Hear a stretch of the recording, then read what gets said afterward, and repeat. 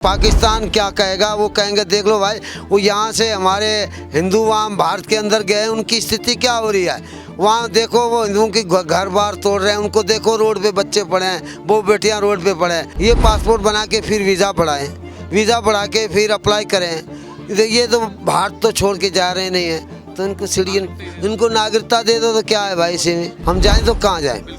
हमारी कोई तो और जगह तो व्यवस्था हमारी है नहीं, जहाँ हमारे को पाकिस्तान भेज दे, जहाँ हमको जमुना किनारे इसमें डुबो दे। हम पाकिस्तान तो नहीं जाएंगे, हम भारत के अंदर रह रहे हैं, हम हिंदू परिवार हैं। हम पासपोर्ट बनाए फिर वीज़ा बनाए, ये तो हमारे खाने के लिए रोटी भी हमारे घर के अंदर नहीं। कितने हमारे हिंदू परिवार हैं वहाँ पे, उनकी स्थिति अभी भी बेकार है। वहाँ पे जीवन भर वो गुर्बत में रह रहे हैं। वहाँ पे ऐसा ना हो जाए हमारे देश के प्रधानमंत्री है उन पे आँच ना आ जाए, ये खुली बात है। ये सारे कैफे हिंदू शरणार्थी ऐसे नहीं कह दें लोग। नमस्ते, मैं शुभम और आपने देखना शुरू कर दिया है नेटिक न्यूज़। आप सभी को जानकारी होगी, जब भी हमारे देश में चुनाव आता है तो एक बात कही जाती है कि हिंदू जो हैं एक हैं, या हिंदुत्व को बचाना है, हिंदुओं को सुरक्षित रखना है।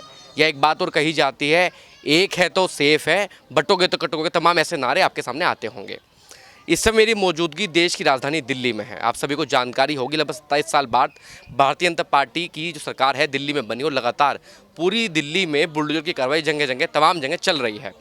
लेकिन इस बार जो बुलडोजर की कार्रवाई है वो ऐसी कॉलोनी पर आ गई है जिसकी आप कहानी सुनेंगे तो आपके भी रोंगटे खड़े हो जाएंगे। ये जो कॉलोनी है ये है जय श्री राम कॉलोनी, जो मजनू के टीले के पास है। और यहाँ जितने भी लोग रहते हैं वो तमाम लोग पाकिस्तान से आए हुए हैं और सभी हिंदू समाज के लोग हैं।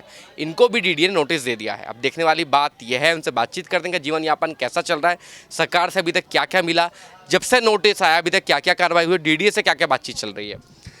क्या नाम है सर आपका? मेरा नाम सोना दास है। दास साहब, मुझे आप एक बात बताइए, कितने लंबे समय से आपको भारत में रह रहे हैं आप? अभी तक क्या क्या स्ट्रगल किया, क्या काम करते हैं आप, क्या कौन कौन परिवार में है? यहाँ पे इस टाइम यहाँ पे हमारे बच्चे जो काम रेडी परेडी का, कुछ बार कोई मंडी का काम, कोई अपने रोजी रोटी कमाने के लिए कोई मजदूरी कर रहा, कोई रेडी परेडी, कोई अपना छोटे से अपना साइकिल रिक्शा वो चला रहे, मोबाइल कवर है वो लगा रहे हैं। मगर 2 वक्त की रोटी तो निकालनी पड़ती है। कितना समय हो गया आप लोग किस सन में आए थे यहाँ पर? कितने परिवार हैं आप लोग टोटल? यहाँ पे हमारे परिवार 200 से ज़्यादा परिवार हैं। हाँ, 1000 के करीब है लगभग हमारे लोग हैं, बच्चे समेत। तो यहाँ पे 2011 में मैं आया हूँ। हम वहाँ पे घर बार ज़मीन जायदाद किस लिए छोड़ा, हम लोगों ने अपना धर्म के खातिर छोड़ा। हमारा सब कुछ परमात्मा का दिया था। हमारा जो धन्य भाग है, जब हम जमुना के किनारे पे हम बैठे हैं, अपनी जमुना चल रही है, आप देख रहे हो। हमारा सौभाग्य है, हमारा इतना विश्वास नहीं था कि हम जमुना के किनारे पे जाके हम अपना शरण लेंगे, तो हमारा पूरा अपना विश्वास है हमारा। तो सरकार हमारे लिए अच्छा ही निर्णय लेगी। अच्छा, पाकिस्तान की अगर मैं स्थिति की बात करूं तो आप तमाम लोग पाकिस्तान से क्यों आए हैं, क्या कारण है? देखो मेरे भाई, अपने पाकिस्तान के अंदर जो अच्छी जीवन बीतता हमारा वहाँ पे, तो हम वहाँ से क्यों निकलते वहाँ से। देखो मेन मुद्दा ये है, हमारे पता नहीं कितने हिंदुओं की लड़की, कितने हिंदू हैं वहाँ पे हमारे अभी भी हैं। तो कितने हमारे हिंदू परिवार हैं वहाँ पे, उनकी स्थिति अभी भी बेकार है। वहाँ पे जीवन भर वो गुर्बत में रह रहे हैं। वहाँ पे कोई है, मगर वहाँ पे हमारी कोई भी बच्चा ऐसी अच्छी सोसाइटी में नहीं जाता पढ़ लिख कर। कोई भी हमारी बच्ची जो अच्छी सोसाइटी में बच्ची नहीं पढ़ लिख के जाती है। तो यहाँ पे आके हमने वहाँ पे पाकिस्तान के अंदर हमने सोचा, हमने कहा अभी भारत के अंदर जाएंगे तो कम से कम हमारी बच्चियाँ, हमारे बच्चे जो पढ़ लिख कर आगे जाने की कोशिश करेंगे, हमारा विकास बच्चों का बढ़ेगा। तो हम लोग वहाँ निर्णय ले लिया, हम लोगों ने कहा हमारा एक भारत बचा है जहाँ पे जाके हमारी बच्चियाँ पढ़ा के आगे बढ़ा पाएंगे, इसलिए हम लोगों ने वहाँ से निकलने की किया। ये पासपोर्ट वीज़ा सब कुछ इनके पास है, अलीगल नहीं है, लीगल तरीके। खत्म होने के बाद आप यहाँ रहते हैं? हाँ, वीज़ा ख़त्म हो जाती है फिर हम वीज़ा बढ़वाते हैं, फिर वीज़ा ख़त्म हो जाती है फिर बढ़वाते हैं। हाँ, अभी थोड़ी सी 2025 के अंदर अभी प्रॉब्लम ये आ रही है कि हमारे ज़्यादा तौर पे लोग जो हैं गरीब लोग हैं, अभी थक गए हैं। 2011, 13, 14, 15, 15 से 16, 17, 18 ऐसे जिसको वीज़ा लगती है वो आ जाते हैं। मगर इनके पास है व्यवस्था कोई भी नहीं है, रहने की व्यवस्था भी नहीं है और इनके पास रोज़ी रोटी कमाने के लिए व्यवस्था नहीं है। तो इसलिए इन लोगों के पास अभी सरकार ने कह दिया है कि आप लोग जो है पासपोर्ट बनाओ। अभी डेट ख़त्म हो चुकी है, तो डेट ख़त्म हो चुकी है, तभी पासपोर्ट बनवाने के लिए 5,000 रुपया खर्चा है। अभी ये लोग कह रहे हैं हम कैसे बढ़ाएं वीज़ा, तो इनकी वीज़ा ख़त्म हो चुके हैं। हमने अभी 2-4 दिन पहले मैं खुद गया था। अब होम मिनिस्ट्री के अंदर हम लोगों ने चिट्ठी डाली है, सरकार को गुहार लगाई है और विदेश मंत्री अभी जयशंकर उनको चिट्ठी हम लोगों ने डाली है। हम लोगों ने ये प्रयास किया, वहाँ पे कहा, हम लोगों ने कहा इसी पासपोर्ट पे जहाँ वीज़ा बढ़वाने के लिए हम लोगों को कह दे तो वीज़ा बढ़ा लेंगे, नहीं तो इसी पासपोर्ट पे हमको सिटीजनशिप दे दो।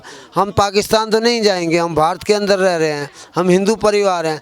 हम पासपोर्ट बनाए फिर वीज़ा बनाए, ये तो हमारे खाने के लिए रोटी भी हमारे घर के अंदर नहीं है, तो हम कैसे। देखो हमारे लिए हमारा पूरा विश्वास है हमारे देश के प्रधानमंत्री पे श्री नरेंद्र मोदी पे और हमारे देश के गृह मंत्री पे पूरा विश्वास है। तमाम ऐसे नेता चाहे पक्ष के हों चाहे विपक्ष को मिलना है, उस समय आपसे जब यहाँ आए शुरुआत में? देखो मेरे भाई, हम कोई राजनीति के अंदर घुसे हुए नहीं, हम एक हिंदू शरणार्थी परिवार हैं, एक गरीब लोग हम लोग हैं। हमें कोई भी किसी की भी सरकार है, मगर मेन मुद्दा हमारा 2011 के अंदर हम आए थे, हमने थोड़ी संघर्ष करनी पड़ी यहाँ पे। फिर हम लोगों को उधर उधर भागना दौड़ना पड़ गया। फिर हम लोगों को सहारा कोर्ट ने दिया, हाई कोर्ट ने सहारा दिया, भाई ये लोग जो हिंदू परिवार हैं भारत के अंदर रह सकते हैं। तो हम लोगों को कोर्ट ने सहारा दिया, तो हम भारत के अंदर हम वीज़ा बढ़ा के हम रहे। तो देखो हमारे लिए हम ऐसे नहीं हैं कि हम किसके बद खाए हैं। हम एक अत्याचार सहकर और जुल्म सहकर और अपनी बहू बेटियों की इज्जत बचाने के लिए, अपना धर्म बचाने के लिए हमने 1947 से अब तक वहाँ पे हम गर्दश में हम पड़े थे। तो हम लोगों को सोच आ गई, हमने कहा हम तो निकाल लेंगे टाइम, हमारे बच्चों की भविष्य की क्या हालत होगी, इसलिए हम वहाँ से निकलना पड़ गया। अब नोटिस चिपका है, नोटिस के बारे में क्या बातचीत चल रही है, क्या कहा है डीडीए ने? दिल्ली सरकार तो अब तो भाजपा की सरकार है, उन लोगों से बातचीत हुई है? कोई विधायक कोई नेता मिलना है नोटिस लगने के बाद? हाँ ये तो है, हम गए थे अपना क्या नाम है परवीन खंडेलवाल के पास मिलने के, जो हमारे अध्यक्ष यहाँ के हैं, अपना सांसद हैं, उनको हमने हाथ जोड़ के विनती भी की है, उनको कहा भी है। हम लोगों ने कहा है देखो हम लोग एक परिवार के अंदर 8-8, 6-6 बच्चे हैं, 7-7 बच्चे हैं, बड़े कुंबे के लोग हैं यहाँ पे। इन लोगों के लिए सरकार हमारे लिए अच्छी व्यवस्था सोचे, मगर यहाँ से ठीक है, सरकार की मानने के लिए हम तैयार हैं, हम सरकार की सब कुछ मानने के लिए तैयार हैं, मगर यहाँ से हटाएं। तो एक बात, आप लोग भी पत्रकार हो, आप भी सोच समझ कर बात आप सोचो, हम जाएं तो कहाँ जाएं? हमारी कोई तो और जगह तो व्यवस्था हमारी है नहीं, जहाँ हमारे को पाकिस्तान भेज दे, जहाँ हमको जमुना किनारे इसमें डुबो दे, जहाँ हम रोड के किनारे पे पड़े रहेंगे, हमारे तो और तो जगह व्यवस्था तो है नहीं। तो हम दिल से कह रहे हैं, हमारे देश के प्रधानमंत्री पे पूरा विश्वास है, हमारे गृह मंत्री पे पूरा विश्वास है, मगर एक दूसरी भी बात है, मैं ये कहना चाहता हूँ ऐसा ना हो जाए हमारे देश के प्रधानमंत्री है उन पे आँच ना आ जाए, ये खुली बात है। ये सारे कह पे हिंदू शरणार्थी ऐसे नहीं कह दें, लोग विदेश के लोग बाहर के मीडिया पत्रकार ऐसे नहीं कह दें अरे भाई देखो हिंदुओं की स्थिति क्या हो रही है, बेचारे पाकिस्तान से आए थे, जमुना के किनारे क्षेत्र में पड़े थे झुग्गियाँ डाल के, उनको देखो क्या हालत हो रही है, उनकी स्थिति क्या हो रही है। उन पे हमारे देश के पाकिस्तान क्या कहेगा? पाकिस्तान क्या कहेगा, वो कहेंगे देख लो भाई वो यहाँ से हमारे हिंदू वहाँ भारत के अंदर गए, उनकी स्थिति क्या हो रही है। वहाँ देखो वो हिंदुओं की घर बार तोड़ रहे हैं, उनको देखो रोड पे बच्चे पड़े हैं, वो बेटियाँ रोड पे पड़े हैं। एक पाकिस्तान से बेघर हुए, एक यहाँ से बेघर करेंगे तो हमारे देश के प्रधानमंत्री पे आँच आ जाएगी। हम हाथ जोड़ के विनती करते हैं, तो हमारे देश के प्रधानमंत्री पे आँच मत आने देना, ये भारतवासियों सबको हम कहना चाहते हैं और डीडीए को भी कहना चाहते हैं, ऐसे कदम मत उठाना डीडीए को हमारे देश के प्रधानमंत्री पे आँच आ जाए। एनआरसी के तहत कितने लोगों को नागरिकता मिली है अभी? अच्छा, मेरे को खुशी की बात है, मैं ये खुशी की बात आपने कही है, हमारे गृह मंत्री जो है अमित शाह, जिसने निर्णय लिया तो इसी में हमारे 300 लोगों को सिटीजनशिप मिली, मेरे को नागरिकता मिल चुकी है।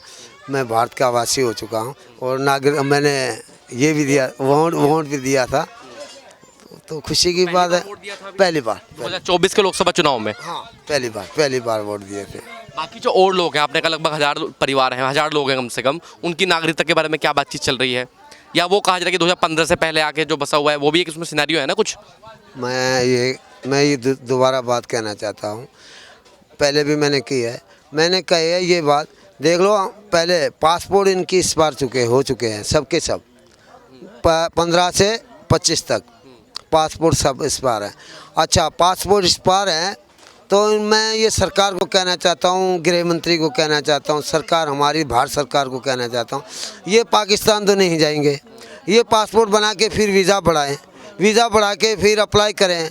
ये तो भारत तो छोड़ के जा रहे नहीं हैं, तो इनको सिटीजन, इनको नागरिकता दे दो तो क्या है भाई। इसी में ये हिंदू हैं, इनको इनकी पूरी जानकारी लेके इनको नागरिकता दे दो, 15 से पकड़कर 25 तक दे दो, सिटीजनशिप दे दो, नागरिकता दे दो, तो हमारी कागजातों से जान छूट जाएगी हमारी, ये हो जाएगी। हमें हाँ, जो झंझट में जो फंसे पड़े हैं ना, जार में हम फंसे पड़े हैं ना, वो हमारे से हट जाएगी। तो हमारा दिमाग जो है ना, 2 वक्त की रोटी कमाने के लिए हम खुशी से कहेंगे हम भारत ने हमको अपना लिया।